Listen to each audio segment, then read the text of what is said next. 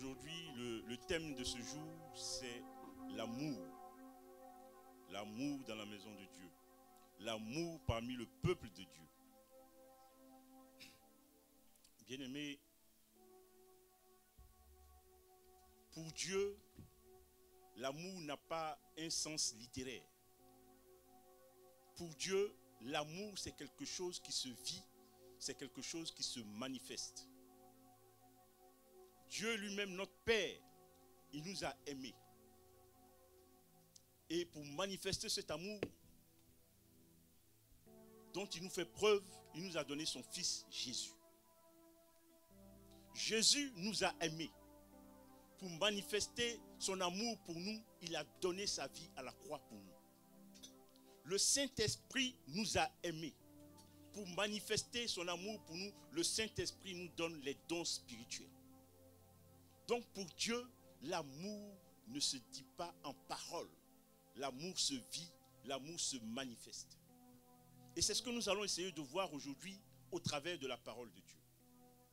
Nous allons donc prendre notre Bible dans le livre de 1 Corinthiens au chapitre 13.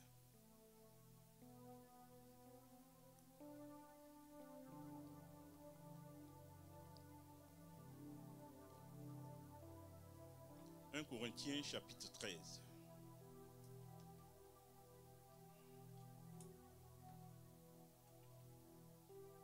Et je vais lire à partir du verset 1er. 1 Corinthiens chapitre 13, verset 1er. Quand je parlerai les langues des hommes et des anges, si je n'ai pas l'amour, je suis un airain qui résonne ou une cymbale qui retentit.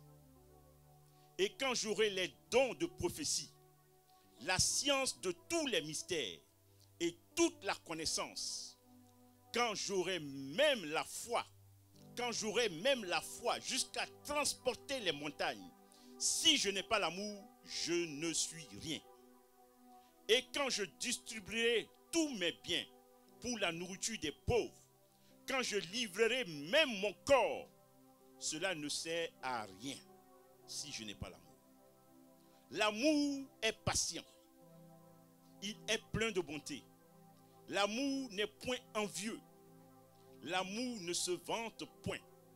Il ne s'enfle point d'orgueil. Il ne fait rien de malhonnête. Il ne cherche point son intérêt. Il ne s'irrite point. Il ne soupçonne point le mal. Il ne se réjouit point de l'injustice, mais il se réjouit de la vérité. Il excuse tout. Il croit tout. Il espère tout. Et il supporte tout. L'amour ne meurt jamais. Amen. Bien-aimés, au travers de ce passage, nous voyons que l'amour pour Dieu est très important. L'amour pour Dieu est très, très important. Et nous voyons que Dieu, dans ce passage, il dit quel que soit ce que nous allons faire dans la maison de Dieu, si nous ne manifestons pas l'amour, cela ne sert à rien.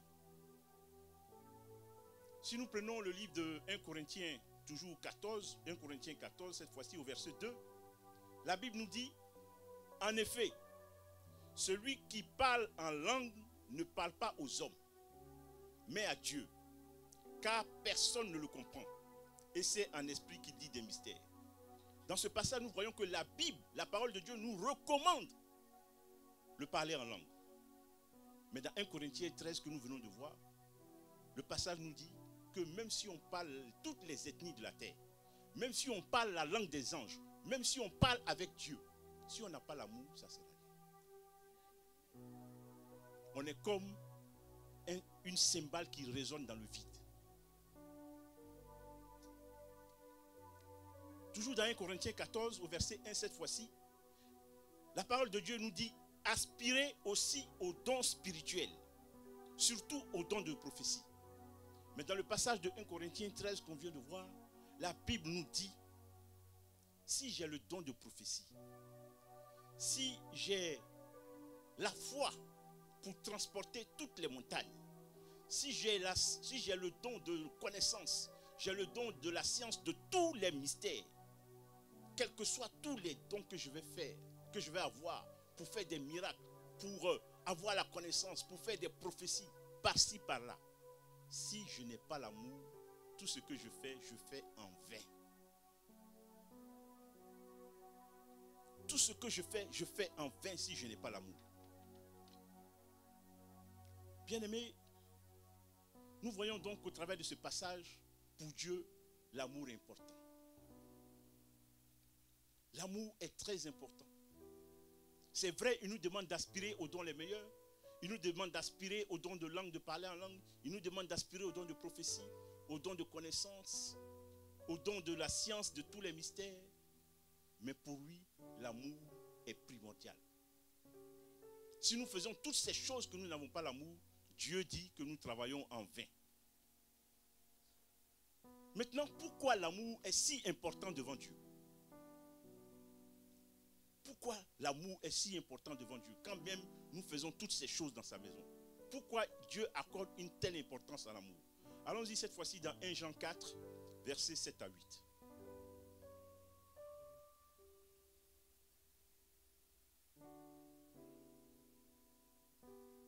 1 Jean 4, versets 7 à 8. Je lis la parole de Dieu dans 1 Jean 4, versets 7 à 8. Bien-aimés, aimons-nous les uns les autres, car l'amour vient de Dieu. Et toute personne qui aime est née de Dieu et connaît Dieu. Celui qui n'aime pas n'a pas connu Dieu, car Dieu est amour. Dieu est amour. Là, donc ici, dans ce passage, la Bible dit que celui qui aime est né de Dieu.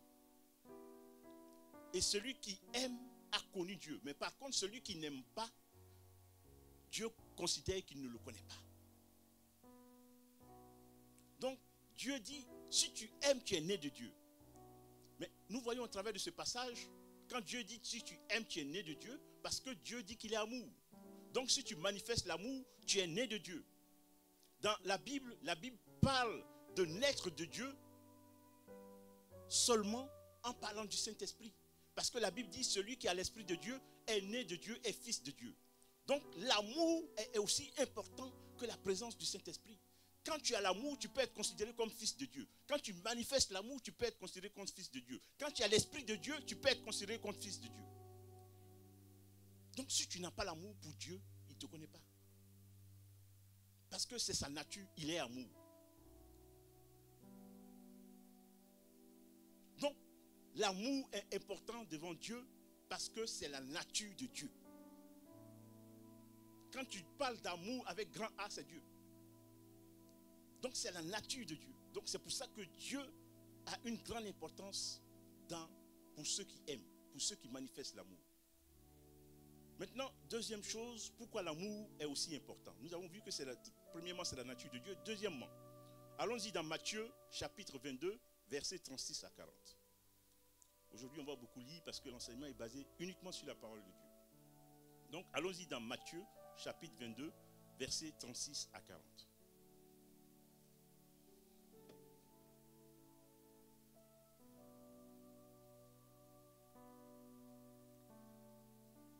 Je lis la parole de Dieu.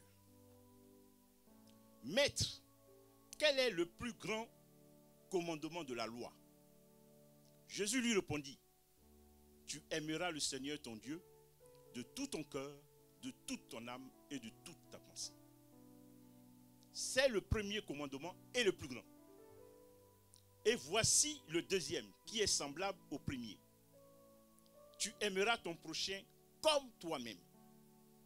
Et de ces deux commandements dépendent toute la loi et les prophètes. Donc nous voyons ici que la deuxième chose, le deuxième point qui fait que l'amour est important dans la parole de Dieu, en dehors du fait que l'amour est la nature de Dieu, la deuxième chose, c'est que c'est un commandement de Dieu. Dieu nous commande d'aimer. D'abord de l'aimer premièrement. de tout notre cœur, de toute notre âme et de toute notre pensée. Donc ici, le siège de l'amour, la résidence de l'amour, où l'amour réside, c'est dans le cœur. L'amour réside dans le cœur, l'amour réside dans la pensée, l'amour réside dans l'âme.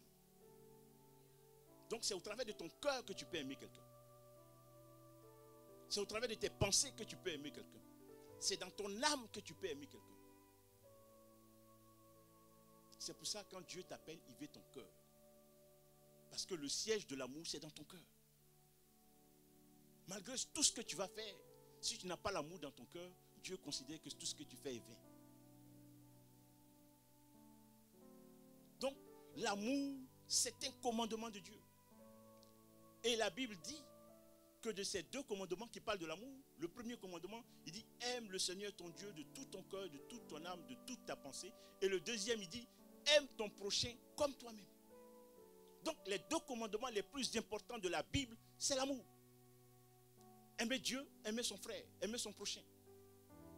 Il dit c'est les deux commandements les plus importants de la parole de Dieu. Il dit de ces deux commandements dépend toute la Bible. Donc tous les commandements que nous avons, toute la parole de Dieu est basée sur l'amour. Est basée sur l'amour. Donc l'amour est important pour Dieu parce que c'est la nature de Dieu qui est l'amour. L'amour est important aussi parce que c'est un commandement de Dieu. Dieu nous commande de l'aimer lui, Dieu, et d'aimer son frère, d'aimer son prochain. Maintenant, nous avons vu pourquoi l'amour est important. Maintenant, nous allons voir comment est-ce que tu peux manifester l'amour dans ton cœur. Comment est-ce que tu peux avoir de l'amour pour ton frère, pour ton semblable et pour Dieu lui-même. Pour cela, nous allons prendre Éphésiens chapitre 3, versets 16 à 19. Éphésiens chapitre 3, versets 16 à 19.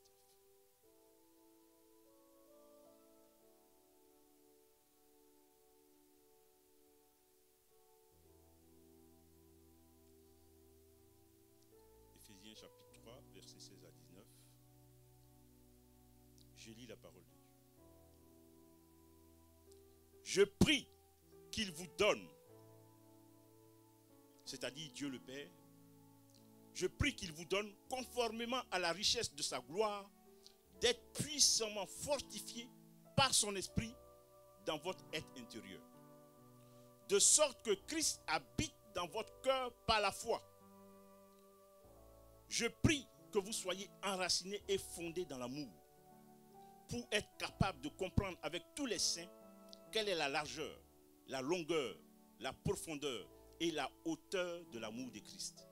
Et de connaître cet amour qui surpasse toute connaissance, afin que vous soyez remplis jusqu'à toute la plénitude de Dieu. Bien-aimés, dans ce passage, Dieu nous donne, la parole de Dieu nous donne, nous dit comment est-ce que tu peux avoir l'amour dans ton cœur. Tu peux avoir l'amour dans ton cœur simplement si tu reçois Jésus-Christ dans ton cœur. C'est ce que ce passage nous dit. C'est Jésus-Christ qui peut mettre l'amour de Dieu et l'amour de ton semblable, de ton prochain dans ton cœur. Si tu n'as pas Jésus dans ton cœur, tu ne peux pas aimer comme Dieu veut que tu aimes. Tu vas aimer comme le monde aime. Alors que nous savons que le monde aime généralement par intérêt. Dieu veut que tu aimes de la manière dont lui veut que tu aimes.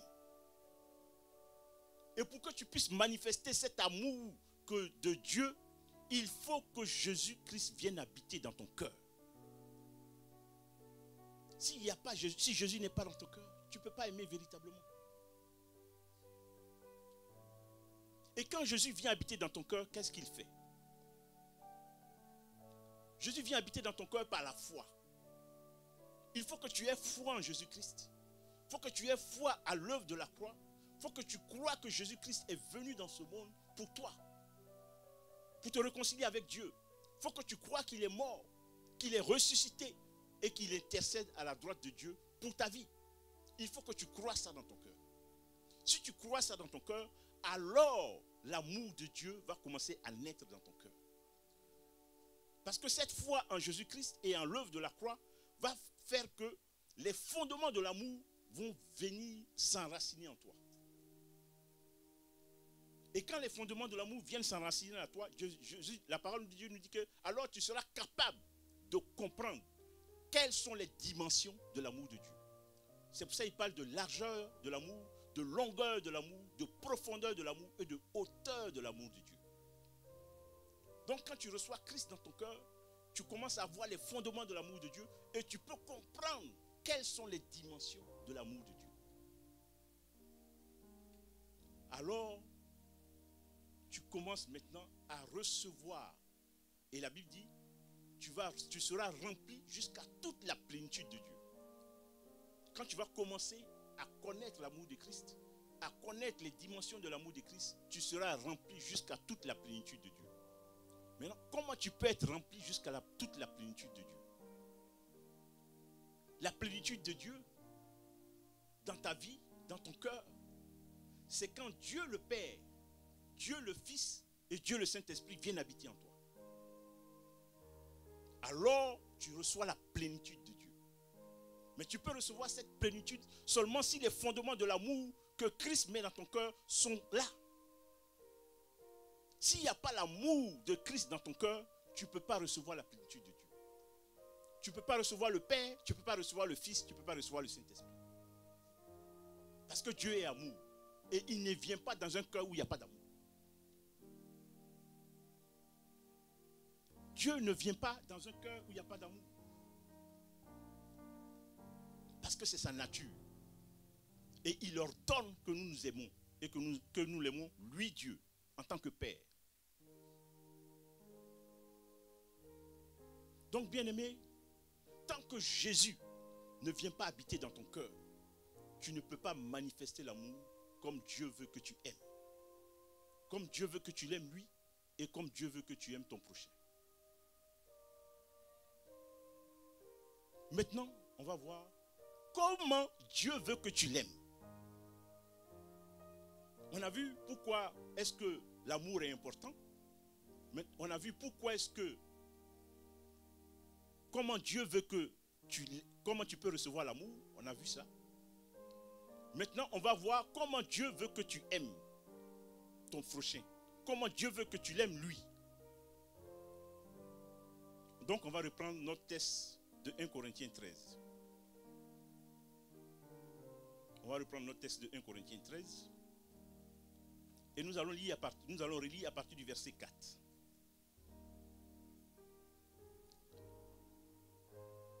Donc, voici comment Dieu veut que tu aimes. Quand tu reprends 1 Corinthiens 13, verset 4 à 8, tu vois comment Dieu veut que tu aimes. Dieu veut que tu aimes d'un amour plein de bonté et de générosité. Un amour plein de bonté et de générosité. Dieu veut que tu aimes d'un amour qui n'est pas envieux.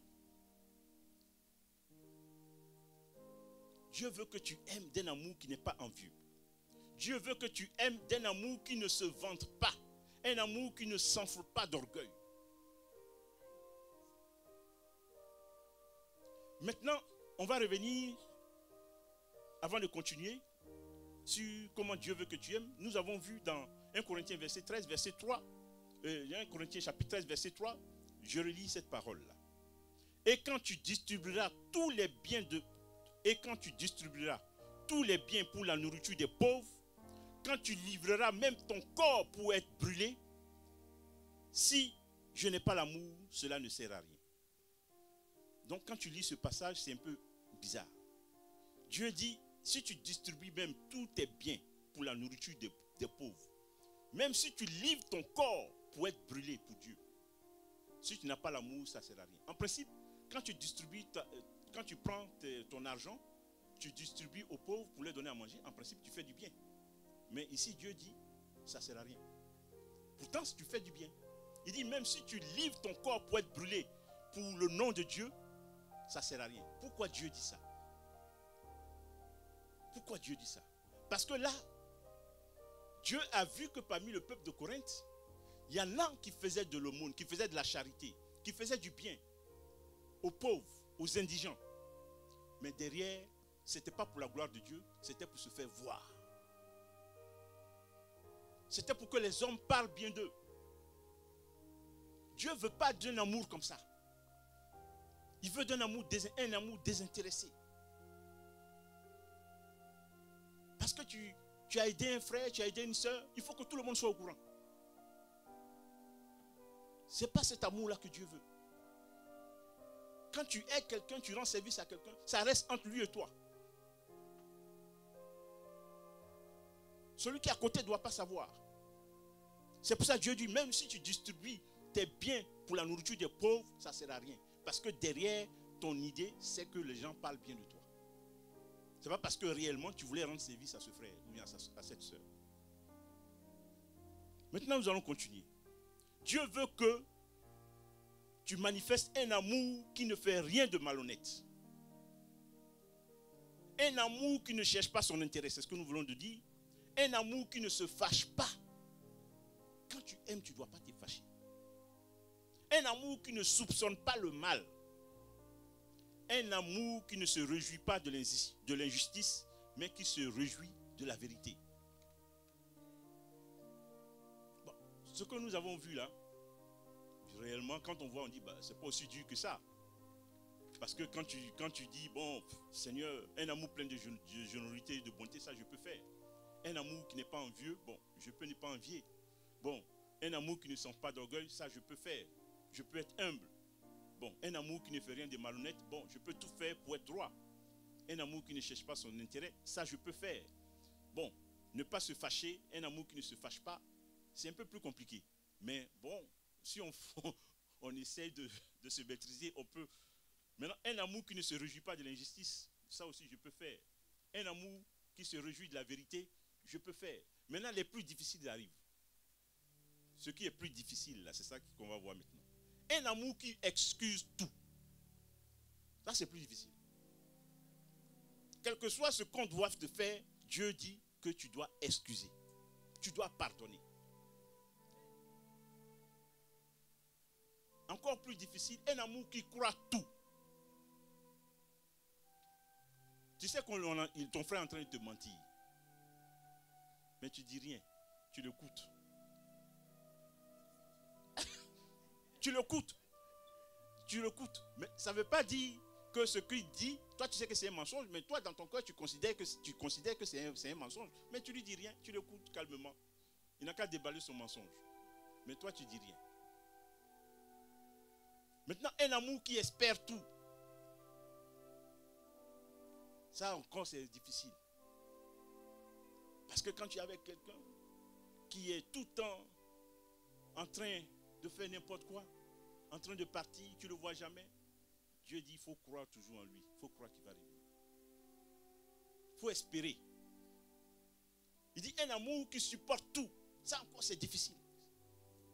Il faut tout supporter. On t'a insulté, on t'a humilié, on t'a frappé. Il faut supporter. Il faut prier. Mais si on veut te tuer, on n'a pas dit de rester là, on va te tuer. On dit de supporter. Voilà. Il faut supporter.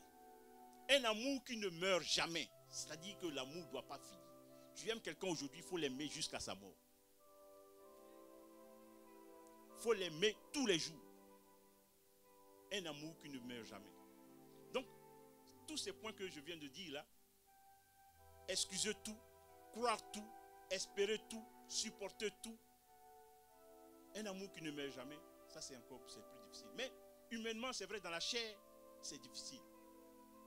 Mais quand on a l'Esprit de Dieu, Dieu rend cela possible. Jésus rend cela possible. On peut le faire si on a Jésus dans notre cœur, si on a l'amour de Christ dans notre cœur. Donc nous allons prendre l'exemple de Joseph dans le livre de Genèse 37. Ça, on ne va pas lire. Je vais faire un petit résumé. Donc, nous voyons la vie de Joseph. Joseph, c'était le fils de Jacob. Et il était le plus aimé parmi tous ses frères. Jacob l'aimait beaucoup. Donc, ça a suscité l'envie, la jalousie des autres frères. Donc, qui l'ont vendu. Qui l'ont vendu à des esclavagistes et qui l'ont amené en Égypte en tant qu'esclave. Et ils l'ont vendu à Potiphar. Mais Dieu a permis que Joseph soit le premier ministre de l'Égypte. Et quand il y a eu la famine en Israël, ses frères sont venus en Égypte pour chercher la nourriture. Et c'est Joseph qui avait la nourriture. C'est Joseph qui vendait la nourriture de toute l'Égypte. Donc quand ils sont venus, Joseph les a reconnus. Eux, ils n'ont pas reconnu Joseph. Le frère qu'ils ont vendu en tant qu'esclave, à cause de la jalousie, c'est lui aujourd'hui qui est premier ministre d'Égypte. Les frères de Joseph sont venus. Joseph, il les a pas tués. Il a voulu les garder, mais pour ça, il est passé par la ruse en les mettant un peu en prison, mais ça, c'est pas important. Mais ce qu'il faut retenir, c'est que Joseph a aimé ses frères, malgré tout ce qu'ils lui ont fait. Joseph a supporté ce qu'ils lui ont fait. Joseph a cru en eux. Joseph ne s'est pas fâché avec eux. L'amour de Joseph pour ses frères n'était pas mort. La preuve, il les a recueillis. Tous ses frères et son père, il les a menés en Égypte. Il les a logés. Il leur a fait du bien. Pourtant, ils ont voulu le tuer. Joseph a manifesté l'amour. Malgré ce qu'il a subi, il a manifesté l'amour. L'amour de Dieu était dans son cœur. Donc, il a pu supporter. Il a oublié tout ce qu'on lui a fait. Et il a aidé ses frères. Prenons aussi l'exemple d'Étienne dans le Nouveau Testament, dans le livre de Actes des Apôtres, au chapitre 7, versets 59 à 60. Ça, je vais lire. Actes des Apôtres, chapitre 7, versets 59 à 60. La Bible nous dit, il jetait des pierres à Étienne qui priait et disait, Seigneur Jésus, accueille mon esprit. Puis il se mit à genoux et s'écria d'une voix forte, Seigneur, ne les charge pas de ce péché. Et après quoi il mourut. Donc, Étienne, c'est un disciple de Jésus. Parce qu'il manifestait la foi, parce qu'il guérissait les malades, parce qu'il annonçait l'évangile. Les Juifs ont voulu le tuer. Donc, ils l'ont lapidé. Pendant qu'il était en train de recevoir les pierres sur sa tête, sur ses yeux, sur son corps, il était en train de prier pour ceux qui étaient en train de le tuer. Il dit, Seigneur, je te prie, ne leur impute pas le péché, le crime qu'ils sont en train de faire. Pardonne-leur. Quelqu'un qu'on est en train de tuer, quelqu'un qui est en train de souffrir, en train de recevoir des grosses pierres sur son corps. Imaginez un peu la douleur. Mais il a supporté. Il a excusé. Il a cru. Il a pardonné. Il a dit, Seigneur, ne leur impute pas ce péché, ce crime qu'ils sont en train de commettre. Donc, parce qu'il avait l'amour. L'amour de Christ, son Seigneur et son Sauveur, dans son cœur, qui lui permettait d'arriver à supporter cela, à croire cela, et à ne rien dire, et à excuser. Prenons l'exemple de Jésus lui-même, notre Seigneur et Sauveur. Allons dire dans Ésaïe 53, à partir du verset 3, je vais lire. La Bible nous dit dans Ésaïe 53, à partir du verset 3, parce que ici le prophète Ésaïe parlait de Jésus, il a dit, méprisé et délaissé par les hommes, homme de douleur, habitué à la souffrance, il était pareil à celui face auquel on détourne la tête. Nous l'avons méprisé, nous l'avons fait de lui aucun cas. Donc Jésus lui-même, qui est le roi des rois, qui est Dieu, a été méprisé par les hommes. Il a souffert pour les hommes, dans la douleur, dans la souffrance. Au verset 4, on dit, pourtant ce sont nos souffrances qu'il portait. Quand Jésus était en train de souffrir sur la croix, c'était nos souffrances qu'il portait. Et on dit, il s'est chargé de nos douleurs. Et nous l'avons considéré comme puni, frappé par Dieu et humilié. Mais lui, il était blessé à cause de nos transgressions. Il était brisé à cause de nos fautes. La punition qui nous donne la paix est tombée sur Jésus. Et c'est par ses meurtrissures que nous sommes guéris.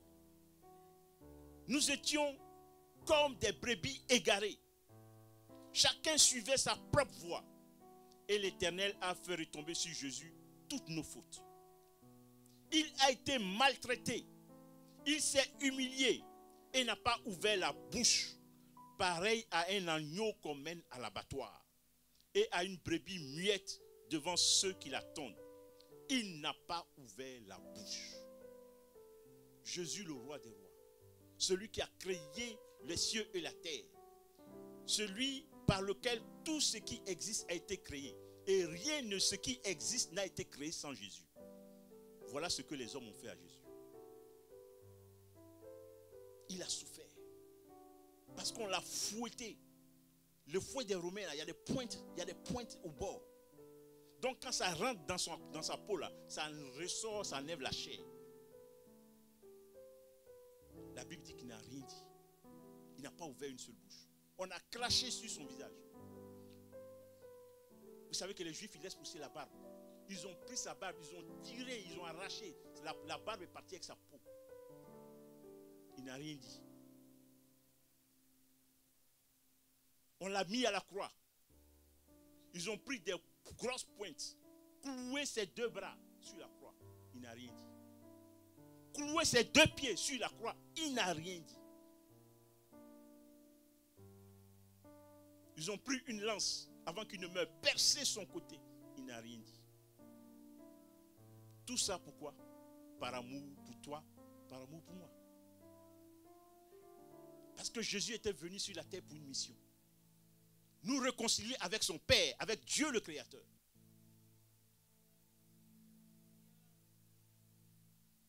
Parce que quand il est venu en tant que sacrifice pour donner sa vie pour le rachat de l'humanité, pour le rachat des hommes.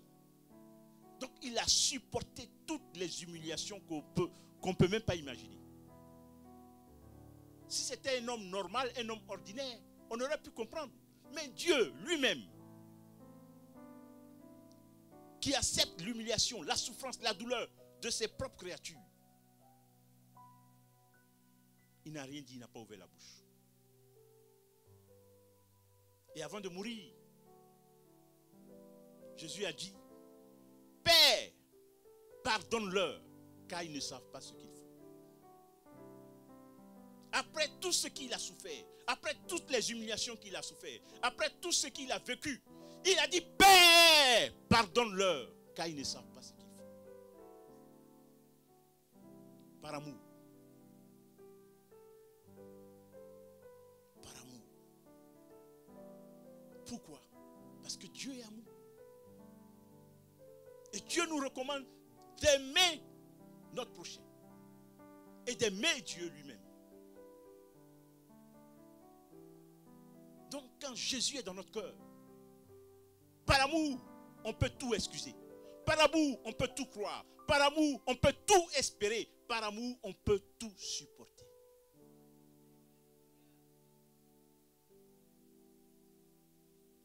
Et quand même par amour on doit mourir, on accepte de mourir. C'est ce que Jésus a fait. C'est ce qu'Étienne a fait. C'est ce que Joseph a fait.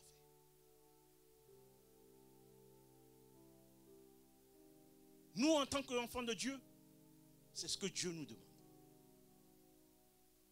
Aime Dieu de tout ton cœur, de toute ton âme, de toutes tes pensées et aime ton prochain comme toi-même.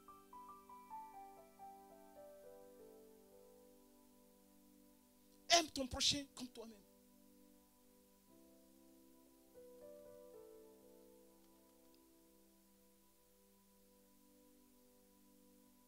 Donc l'amour que tu dois manifester, tu dois le manifester envers qui?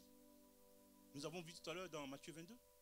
Tu dois le manifester d'abord envers Dieu, qui est ton Père, qui est ton Créateur. Et tu dois le manifester envers ton semblable, envers ton prochain. Parce que aimer Dieu et aimer son prochain, c'est un commandement de Dieu. Tu n'as pas le choix, tu dois obéir. Tu dois aimer. Si tu veux voir Dieu dans ta vie, tu dois aimer. S'il n'y a pas d'amour dans ton cœur, tout ce que tu fais, tu viens, tu jeûnes, tu pries, tu fais tout ce que tu veux, la Bible dit que ça ne sert à rien. Parce que tu ne verras pas Dieu dans ta vie.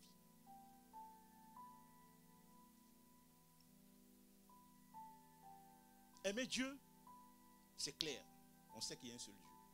Maintenant, Dieu dit, aime ton prochain. Nous allons voir une petite différence dans le fait d'aimer son prochain. Pour cela, je vais aller dans le livre de Luc au chapitre 10. Ça, on ne va pas lire, je vais faire le résumé. Dans le livre de Luc au chapitre 10, à partir du verset 25, la Bible nous parle de la parabole du bon samaritain. Dans la parabole du bon samaritain, nous voyons qu'il y a un homme qui voyageait, qui était en chemin, qui voyageait, et qui s'est fait agresser par des bandits. Donc ils l'ont frappé et ils l'ont laissé pour mort sur la route. Il agonisait, il n'était pas encore mort. Mais ils l'ont blessé, ils lui ont fait du mal. Et cet homme était couché sur la route. Et là, la parole de Dieu nous dit qu'il y a un sacrificateur qui passait par là. Il a vu la personne qui était couchée sur la route. Il ne s'est pas occupé, il est parti. Il y a un lévite qui est venu, qui est passé par là. Il a vu la personne qui était là, qui agonisait. Il n'a pas fait cas de lui, il est parti. Et il y a un samaritain qui est venu. Le samaritain a vu la personne qui agonisait, qui était sur le sol. Le samaritain s'est arrêté. Le samaritain, à l'époque des Juifs, c'était des gens qui ne connaissaient pas Dieu, c'était considéré comme des païens. Le sacrificateur, c'est un serviteur de Dieu. C'est un homme qui connaît Dieu. Le lévite, c'est un serviteur de Dieu. C'est un homme qui connaît Dieu. Mais ces deux personnes sont passées, ils n'ont même pas fait cas de la personne qui était en train de mourir. C'est un païen qui passait, le samaritain, qui a vu la personne qui était en train de souffrir et qui lui a porté secours. Non seulement il a soigné là, et il a pris, il a mis sur son âne, il a envoyé dans une auberge et il a dit au responsable de l'auberge, voici de l'argent, prends soin de lui, comme je voyage à mon retour, si tu as dépensé quelque chose en plus, je vais te payer. Et il est parti. Donc Jésus a donné cette parabole pour dire quoi? Que ceux qui connaissaient Dieu, ceux qui étaient dans la maison de Dieu, ils n'ont pas manifesté l'amour. Pourtant, c'est des gens qui connaissent Dieu. C'est des gens qui ont la crainte de Dieu.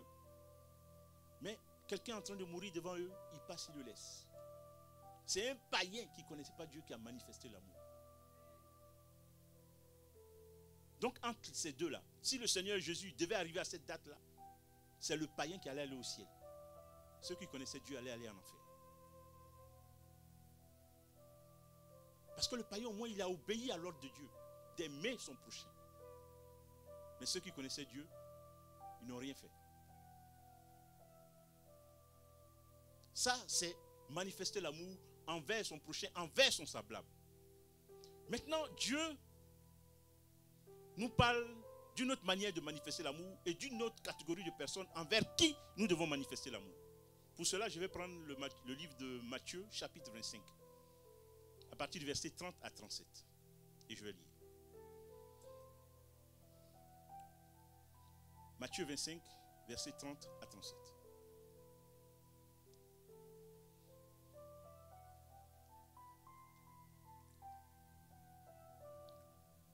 Je lis la parole de Dieu. En effet, j'ai eu faim et vous m'avez donné à manger. J'ai eu soif et vous m'avez donné à boire. J'étais étranger et vous m'avez accueilli. J'étais nu et vous m'avez habillé. J'étais malade et vous m'avez rendu visite. J'étais en prison et vous êtes venus me voir. Les justes lui répondirent à Jésus. Seigneur, quand t'avons-nous vu nu, affamé et t'avons-nous donné à manger? Ou assoiffé et t'avons-nous donné à boire? Quand t'avons-nous vu étranger et t'avons-nous accueilli? Quand t'avons-nous vu nu et t'avons-nous habillé? Quand t'avons-nous vu malade ou en prison et sommes allés te voir? Et le roi leur répondra, c'est-à-dire Jésus, je vous le dis en vérité, toutes les fois que vous avez fait cela à l'un des plus petits de mes frères, c'est à moi que vous l'avez fait. Je ne vais pas lire le reste, mais au verset 45, il dit, toutes les fois aussi que vous n'avez pas fait cela à l'un des plus petits de mes frères, c'est à moi que vous n'avez pas fait. Donc ici, il faut remarquer que Jésus parle de ses frères. Il ne parle pas de son prochain, il ne parle pas de ses semblables. Il parle de ses frères. Donc toutes les fois que tu fais du bien à un frère, quand un frère est malade, quand un frère a faim, quand un frère est habillé, est nu et que tu souviens à celui, c'est à Jésus que tu fais. Mais nous voyons ici que quand la situation arrive, quelqu'un a faim, tu es son frère, tu es sa soeur, il vient te voir, j'ai faim, je n'ai pas mangé. Nous avons vu ici que le frère lui a donné à manger. Parce que son problème c'était la faim. Il était nu, il est venu le voir, il lui a donné des habits. Il était malade, il est allé le voir, il a prié pour lui. Il était étranger dans un pays et il a été recueilli. Donc chaque fois qu'il y a eu un besoin, la solution s'est faite en posant un acte. Parce que c'est ton frère, parce que c'est ton soeur. Et Jésus, si tu fais cela, c'est à lui que tu le fais. Donc, nous voyons par contre, malheureusement dans la maison de Dieu, quand un frère a faim, il vient te voir, que Dieu te bénisse. Que le Seigneur te fortifie. Ça, ce n'est pas une réponse qu'on donne à un frère. Ici, nous voyons que le frère avait faim, on lui a donné à manger. Donc, on lui a mangé, au lieu de dire Dieu te bénisse, Dieu te fortifie. Là, tu n'agis pas par amour. Il n'a pas de vêtements. Il fait froid. Tu vois que le frère, on est en hiver, il est en petite chemise. Il a besoin de vêtements. Tu n'as pas lui dire, mon frère, que Dieu te bénisse, que Dieu te fortifie. Trouve-lui quelque chose de chaud, un vêtement chaud. C'est ça l'amour. L'amour, ce n'est pas dans les paroles. Que Dieu te bénisse, que Dieu te fortifie. Non. Quand nous avons la possibilité, posons un acte. Et évitons de trop parler. C'est ça l'amour. Maintenant ici, nous voyons que Jésus a dit à l'un des plus petits de mes frères, il n'a pas dit le prochain ou bien le semblable. Pourquoi Jésus a dit à l'un des plus petits de mes frères? Maintenant, posons-nous la question de savoir qui est mon frère, qui est ma soeur et qui est mon prochain. Quelle est la différence entre mon frère, ma soeur et mon prochain? C'est ce que nous allons voir.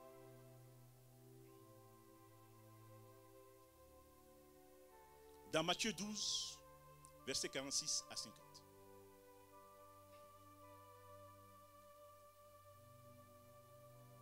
Qui est ton frère, qui est ta soeur?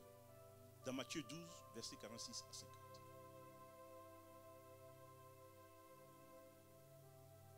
Je lis la parole de Dieu. Comme Jésus parlait encore à la foule, sa mère et ses frères qui étaient dehors cherchaient à lui parler. Quelqu'un lui dit, ta mère et tes frères sont dehors et cherchent à te parler. Mais Jésus répondit à celui qui lui parlait. Qui est ma mère et qui sont mes frères?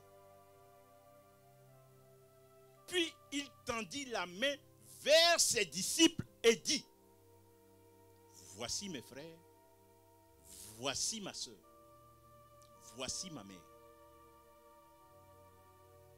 Verset 50, il dit, en effet, celui qui fait la volonté de mon Père qui est dans les cieux, c'est celui-là qui est mon frère, c'est celui-là qui est ma soeur, c'est celui-là qui est ma mère. Donc, Jésus était en train d'enseigner, il était en train d'énoncer l'évangile à une foule. Il y avait la foule, il y avait ses disciples. Et dehors, ses frères et sa mère, Marie, ont envoyé quelqu'un pour dire à Jésus qu'ils veulent lui parler. Il dit, ta soeur, ta mère, tes frères sont dehors, ils veulent te parler. Il répond à la personne, qui est ma soeur, qui est ma mère et qui sont mes frères. Et il tend la main vers ses disciples, pas vers la foule. Vers ses disciples. Il dit, c'est eux là mes disciples. C'est eux qui sont mes frères, c'est eux qui sont ma soeur, c'est eux qui sont ma mère. Pourquoi Jésus tend la main vers ses disciples et non vers la foule? Parce que la foule vient écouter, mais la foule ne fait pas la volonté de son Père qui est Dieu. Ce sont ses disciples non seulement qui écoutent, mais qui mettent en pratique la parole, qui font la volonté de Dieu.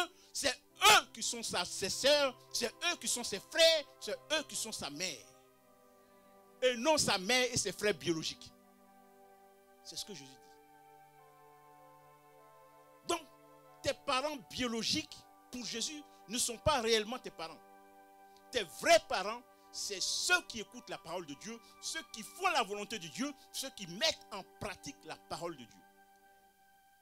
Je ne dis pas que tes vrais parents, ce sont ceux qui viennent à l'église. Parce que ceux qui viennent à l'église ne font pas forcément la volonté de Dieu. C'est ceux qui viennent à l'église et qui font la volonté de Dieu, c'est eux qui sont ta famille. Parce que quand tu seras nu, c'est eux qui pourront t'habiller. Quand tu auras faim, c'est eux qui pourront te donner à manger. Quand tu seras malade, c'est eux qui pourront prier pour toi. C'est eux ta famille. Ceux qui font la volonté de Dieu, qui écoutent la parole et qui mettent en pratique la parole, qui font la volonté de Dieu, c'est eux ta vraie famille. Et non ceux qui viennent à l'église. Parce que tout le monde vient à l'église, mais tout le monde ne fait pas la volonté de Dieu. Donc, pourquoi Jésus insiste sur ce fait que ce sont ceux qui écoutent sa parole et ceux qui font sa volonté, qui sont ses frères, ses sœurs et sa mère? Simplement parce que tes parents de sang, ton père, ta mère, vous avez le même sang. Vous êtes de la même famille. Mais quoi? Sur cette terre-là, vous allez vivre ensemble combien de temps? Bon, je prends le maximum, 120 ans. Parce que la Bible dit que Dieu a dit que bon, l'homme maintenant, il va vivre 120 ans à cause de son péché. Disons 120 ans, tu vas vivre avec eux. Et même quand tu vis avec eux, tu les vois combien de fois par an? Ou bien combien de fois par semaine? Mais par contre, ceux qui écoutent la parole de Dieu, qui mettent la parole de Dieu en pratique, qui font la volonté de Dieu, eux, tu vas vivre avec eux éternellement dans l'éternité. Donc c'est eux ta vraie famille, parce que c'est avec eux que tu vas vivre dans l'éternité. Ton père, ta mère, tes frères, qui ne connaissent pas Dieu, qui refusent d'accepter le Seigneur Jésus, qui ne font pas la volonté de Dieu, eux, tu ne vas pas vivre avec eux dans l'éternité. Quand ils vont mourir, ils vont aller en enfer. Et toi, tu seras au paradis si tu fais la volonté de Dieu. Donc, tu ne vas pas vivre avec eux. Mais par contre, un enfant de Dieu qui met en pratique la parole de Dieu, qui fait la volonté de Dieu, tu vas vivre avec lui dans l'éternité. Donc, c'est lui qui est ta vraie famille. C'est ce que Jésus voulait expliquer. Il dit, ma mère, mes soeurs, mes frères, ce sont ceux qui font la volonté de mon Père. Et Jésus, avant de mourir, quand il était sur la croix, il a vu sa mère qui était là devant lui, à ses pieds. Il a vu ses disciples qui étaient là. Il a vu Jean, le disciple, l'apôtre qu'il aimait le plus. Il a dit à sa maman Marie, mère, voici ton fils. Jean, il a confié sa mère à Jean, à son disciple, à celui qu'il aimait le plus. Parce que Jean était dans son cœur. Parce que Jean, il était content de Jean. Jean faisait sa volonté. Il a confié sa mère à Jean, au disciple qu'il aimait le plus. Pourtant, il avait d'autres frères de sang. Mais il a confié sa mère à Jean.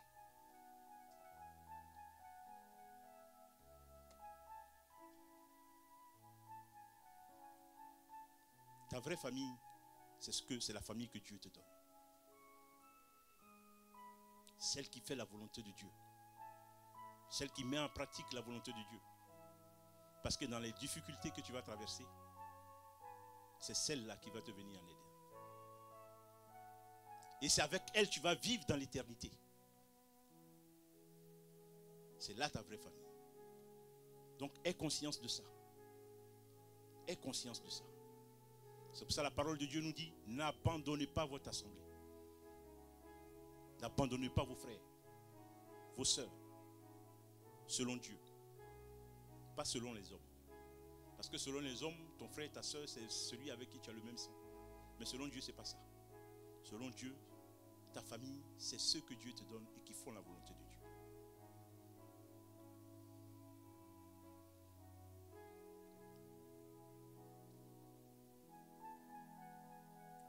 Bien-aimés, nous avons vu l'importance de l'amour pour Dieu. Maintenant, que se passe-t-il dans ta vie si tu ne manifestes pas l'amour? Si tu ne manifestes pas l'amour du Seigneur. Allons-y dans 1 Jean, au chapitre 3.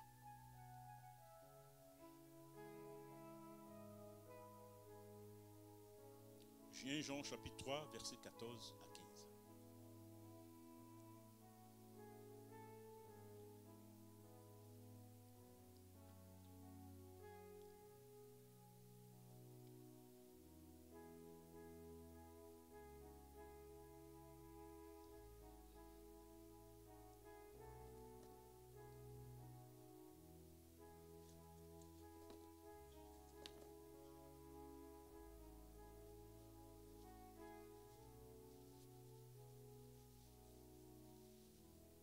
Jean chapitre 3 verset 14 à 15.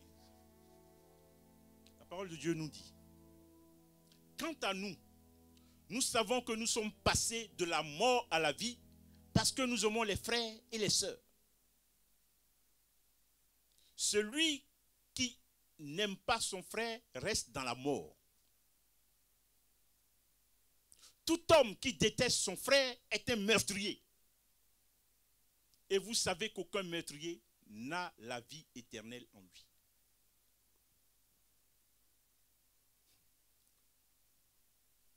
C'est dur, hein, cette parole. La Bible nous dit, quant à nous qui connaissons le Seigneur Jésus, en Jésus-Christ, nous sommes passés de la mort à la vie. Parce que sans Jésus, nous sommes comme des morts ambulants. Mais quand nous avons connu Jésus, la mort nous a quittés et nous sommes passés à la vie. Mais par contre, celui qui n'aime pas son frère ou sa soeur n'est pas passé de la mort à la vie. Il est resté mort. C'est un mort ambulant. Parce qu'il déteste son frère, parce qu'il n'aime pas son frère, parce qu'il n'y a pas l'amour en lui. La Bible dit que c'est un mort ambulant. Et plus grave encore, il dit celui qui déteste son frère ou sa soeur est un meurtrier. Donc si tu me détestes, tu es un meurtrier. Il faut m'aimer. C'est ce que Dieu dit, hein, ce n'est pas moi qui dis. Tu es un meurtrier, tu es un criminel. Parce que tu détestes ton frère et ta soeur. Il ne doit pas avoir de la place pour la haine dans le cœur d'un enfant de Dieu. Il ne doit pas avoir de la place pour la haine dans la vie d'un enfant de Dieu. Un enfant de Dieu doit aimer.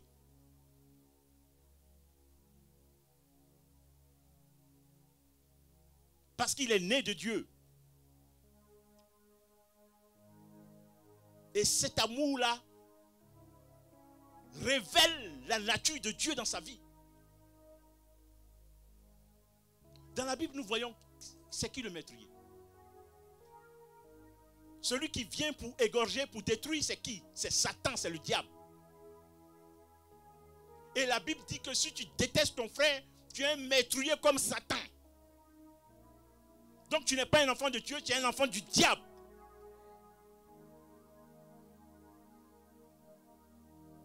Tu ne peux pas voir une créature que Dieu a créée à son image et le détester. Tu es un meurtrier.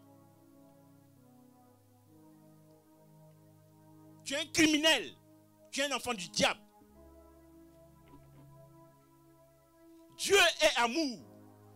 Ceux qui le recherchent, ceux qui l'aiment, doivent manifester l'amour.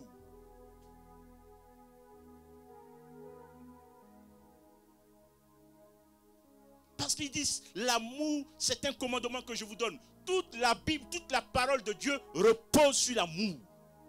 Si tu n'as pas l'amour, tu te fatigues pour rien. Mieux vaut que tu t'asseyes à la maison. Parce que tu vas venir ici, tu vas faire tu vas suivre les séminaires, tu vas faire tes offrandes, tu vas donner tes dîmes. C'est en vain. Parce que tu n'as pas l'amour.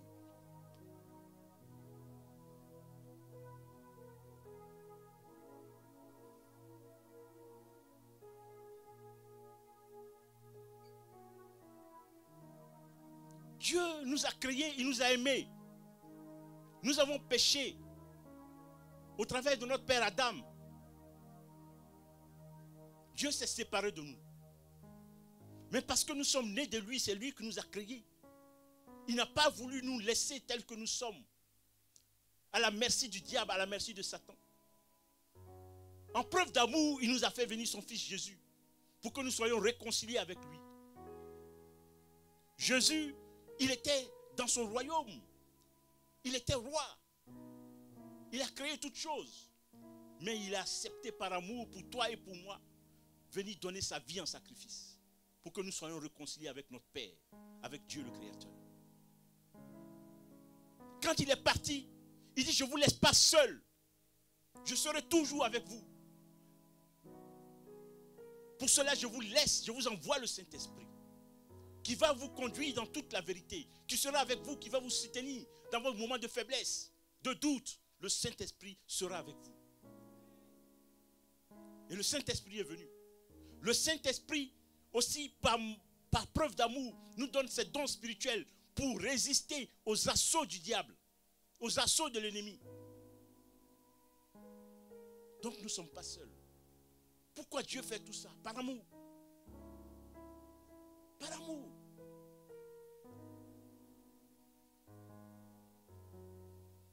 Bien-aimés,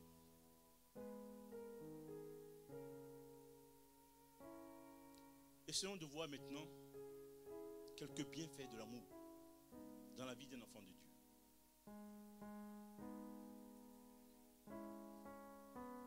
Prenons 1 Pierre chapitre 4.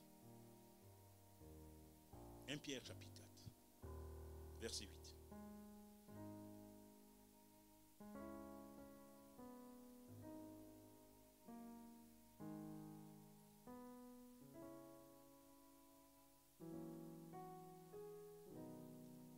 Pierre chapitre 4, verset 8. Je lis la parole de Dieu. Avant tout, ayez un amour ardent les uns pour les autres. Pourquoi? Parce que l'amour couvre une multitude de péchés. L'amour couvre une multitude de péchés. Donc quand tu aimes, même si tu n'es pas fidèle devant la face de Dieu, simplement parce que tu manifestes l'amour, le mensonge que tu as fait là, l'amour que tu manifestes va couvrir ça. Le vol là, l'amour va couvrir ça. Donc l'amour a une puissance pour couvrir tes péchés, pour couvrir tes fautes, parce que tu aimes ton frère, parce que tu aimes Dieu. Donc si tu manifestes l'amour, l'amour couvre une multitude de tes péchés. Bien-aimés, cette parole-là n'est pas faite seulement pour les chrétiens.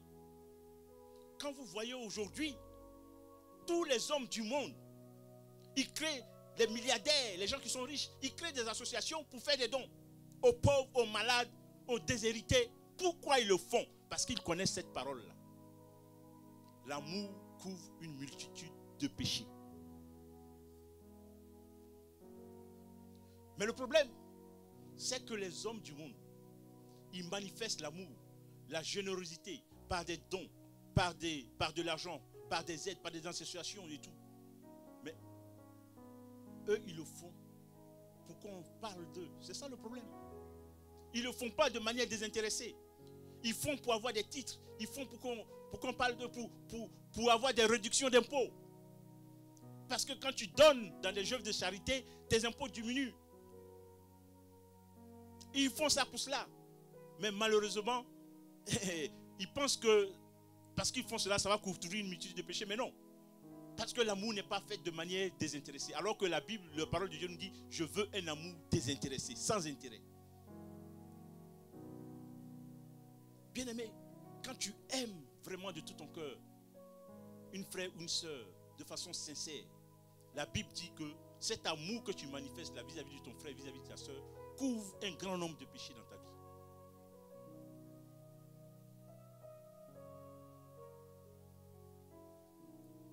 Romains 12, verset 20 nous dit.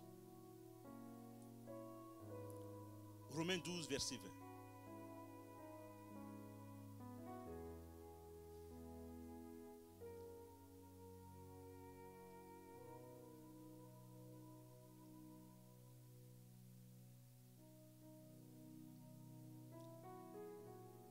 Ici, il dit, mais si ton ennemi a faim, donne-lui à manger. Si ton ennemi a soif, donne-lui à boire. Car en agissant ainsi, tu amasseras des charbons ardents sur sa tête. Ici, il ne parle pas de ton frère, il dit ton ennemi. Celui qui sait qu'il te veut du mal. Celui qui sait qu'il est en train de comploter derrière ton dos pour te faire tomber.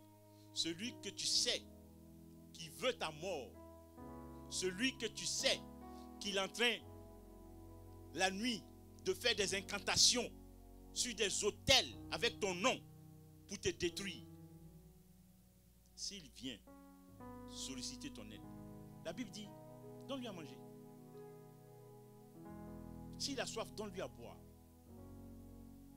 S'il a un problème que tu sais que tu peux l'aider, faut faire. Donne-lui. Pourquoi? Pourquoi?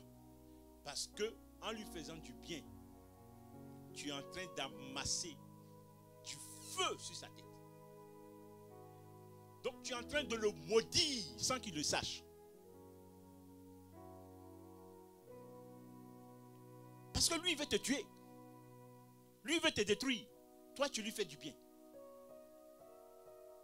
Quelqu'un qui est en train de te faire du bien, toi, tu es en train de comploter contre lui pour le faire chuter, pour le faire tomber, pour le détruire. Et puis, il te donne à manger, tu prends, tu manges. Il te donne à boire, tu prends, tu bois. Il te donne de l'argent, tu prends, tu mets dans ta poche. Tu es en train de te maudire toi-même. Donc, tu vas mourir très vite. Tu vas mourir très vite. Parce que la parole de Dieu dit que tu es en train de mettre du charbon ardent sur ta tête.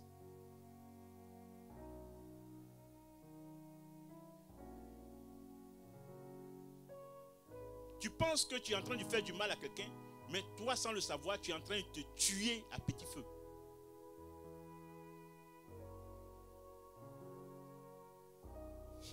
Tu es en train de te tuer. Bien-aimé, ne t'amuse pas à détester ton frère ou ta soeur. Ne t'amuse pas à manifester de la haine, de la colère, de la jalousie, du mépris pour un enfant de Dieu.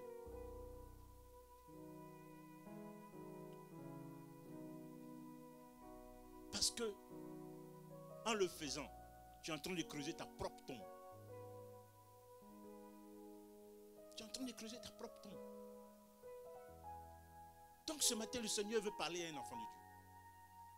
Le Seigneur veut que nous changions de cœur parce qu'il nous aime. Il veut que nous changions de vie. Il veut que l'amour soit manifesté parmi ses enfants. Il veut que nous nous aimions les uns les autres. Que nous l'aimons Dieu, mais que nous nous aimons les uns les autres. Parce que tu ne peux pas prétendre aimer Dieu et détester ton frère qui est à côté de toi. Parce que ton frère qui est à côté de toi, c'est l'image de Dieu qui est en lui. Dieu est en lui. Dieu que tu ne vois pas, que tu ne connais pas, tu ne peux pas prétendre l'aimer alors que tu détestes l'homme et la femme que Dieu a créés à son image. Tu es menteur.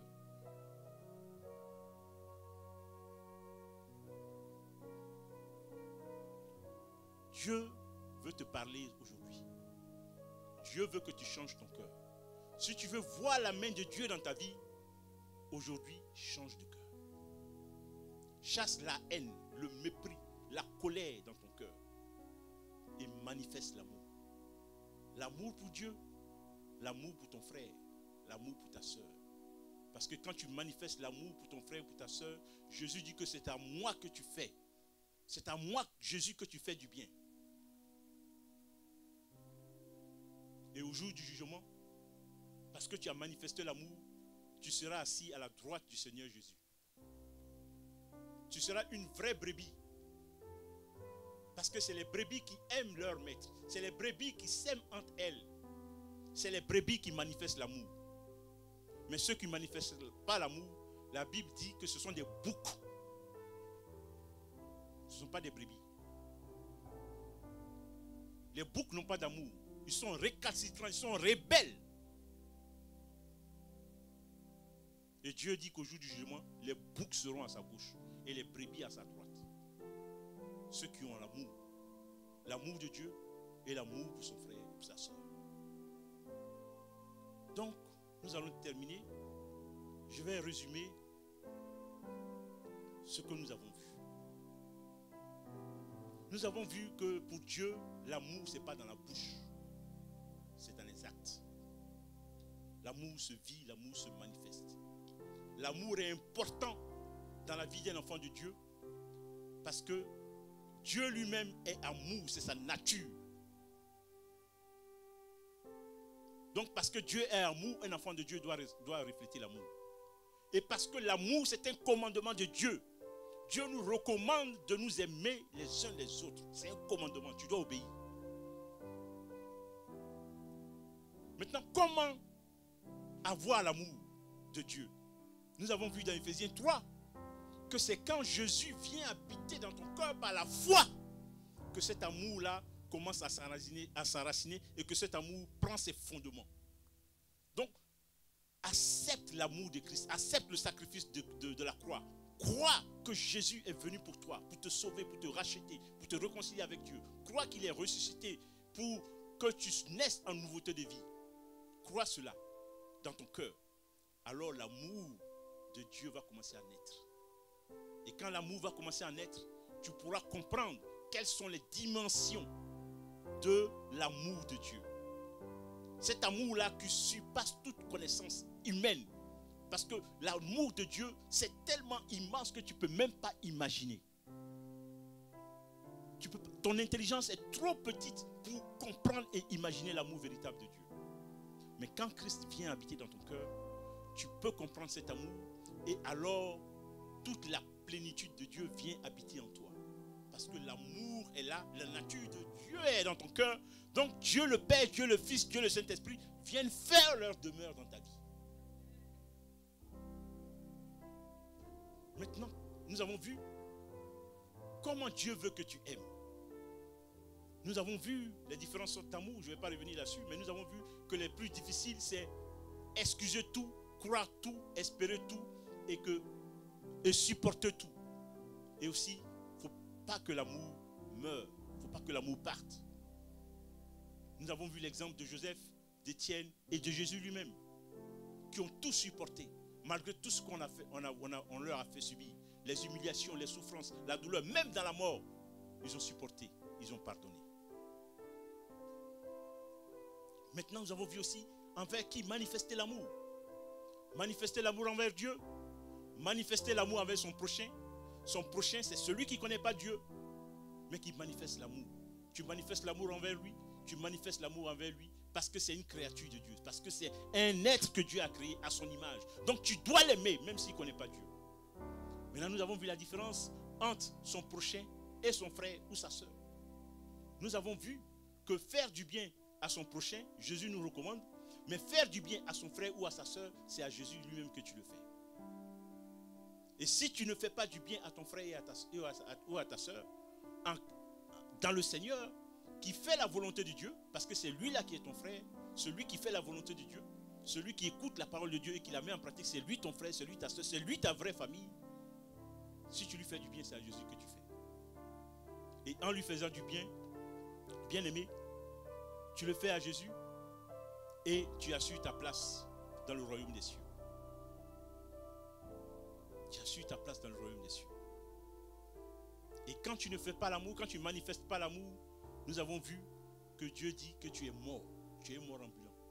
Il n'y a pas de vie en toi parce qu'il n'y a pas d'amour. L'amour, c'est la vie. L'amour, c'est la vie. Et si tu ne manifestes pas l'amour, la parole de Dieu dit que tu es un meurtrier, tu es un criminel. Parce que tu es un enfant du diable. Parce que c'est le diable qui est meurtrier. Donc si tu es meurtrier, tu es un enfant du diable. Tu n'es pas un enfant de Dieu. Parce que tu n'aimes pas. Et nous avons vu les bienfaits de l'amour. L'amour couvre une multitude de péchés. Donc parce que simplement tu aimes les petits péchés que tu fais là, parce que tu aimes, tu manifestes l'amour vis-à-vis de Dieu, vis-à-vis de ton frère, eh bien tous ces péchés là te seront pardonnés. Parce que tu aimes. Et nous avons vu, pour terminer, que même quand ton ennemi, celui qui veut te nuire, celui qui veut ta mort, te sollicite parce qu'il est dans le besoin, fais-le. Fais-le parce que c'est à Dieu la vengeance et la rétribution des méchants.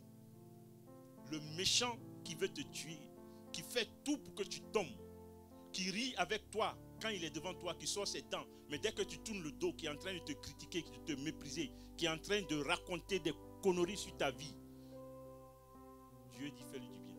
Parce que c'est un meurtrier. Lui-même, il est en train de creuser sa propre tombe.